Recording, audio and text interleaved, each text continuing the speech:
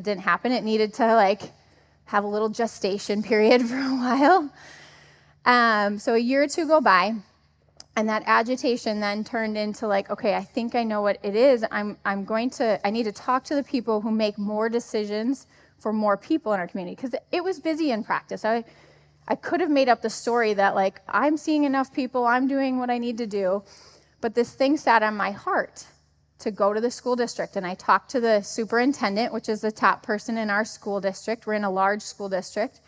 And I just said simply, what if we brought chiropractic care in for the staff? That's where it first started.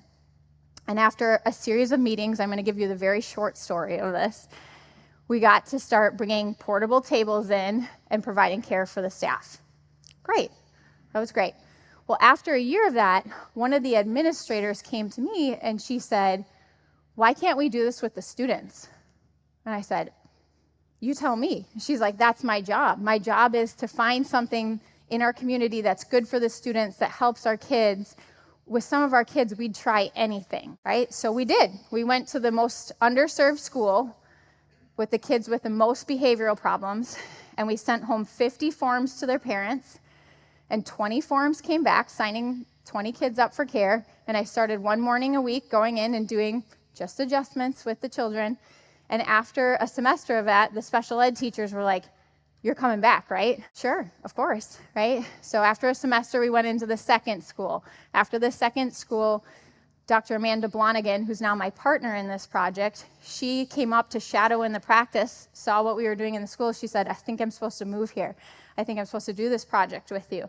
She found me, right? So she came on as an associate. Now she's my partner, and we've expanded many times since then, which is cool. And I could spend my whole time talking about this concept of school-based chiropractic and serving more kids. But I think deeper than that is this understanding of foundationally when we can believe that something is possible, and then it's the whole idea of like pray and move your feet, right? You got to catch a vision and then you walk it out. So if a picture is worth 1,000 words, I'm going to show you a movie, which should be worth more than that, just so you can see this idea of what we're doing in the States now. So we're in 16 different schools for our team, and then we're teaching 3 other schools and local chiropractors to do this around the state. And Sherman College just joined, and they're going to start to walk it out in their community as well. Families' access to care and support can be difficult in our fast-paced world. And at On-Site Chiropractic, we're here to change that and make it more convenient. We're honored to serve the Chippewa Falls School District. We provide professional adjustments and care for students, teachers, and other staff right at their school. We envision a world where chiropractic care is widely available for improving well-being and supporting our families in the education process. Learn more about On-Site Chiropractic today. Pretty cool, right? Thank you. So let's go to the foundation here, because if we're going to do this envisioning and creating more opportunities for all of us, for chiropractic, hopefully to double our numbers so there's more chiropractors to serve the world, right? I think our foundation tells us the path that we get to take, right? So how many of you, I know there's a lot of new to Innate Summit in here, have really thought about what you see? I think Jim's wearing a hat right now that says ADIO. You've heard the term ADIO, above, down, inside out, right? How many of you have heard that term before? Okay, quite a number of you. All right, so above, down, inside out, right? And my next question for you is, how many of you have really wrestled with what that means? What does above, down, inside out mean to you? How many of you have wrestled with that? Really wrestled with it? Okay, then we're going to wrestle with it for a little bit here. So to me, when I was first going deeper and deeper in my philosophy and my understanding of the adjustment and this idea of like innate intelligence, you know, at first I thought above, down, inside out meant like brain cell, you know, through the afferent and efferent and then out to the tissues, etc.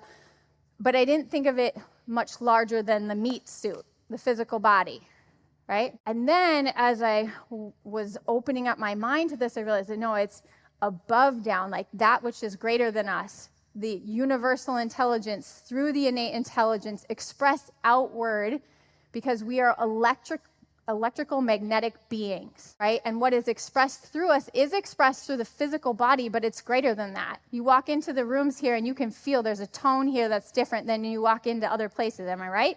You walk in, you get around all of you with what Sam has created as a container here in the Floriani's, like there's a tone to this room that's different than a lot of rooms we walk into. That's woohoo, yeah. And as that energy is expressed outward, that's the above, down, inside out, right?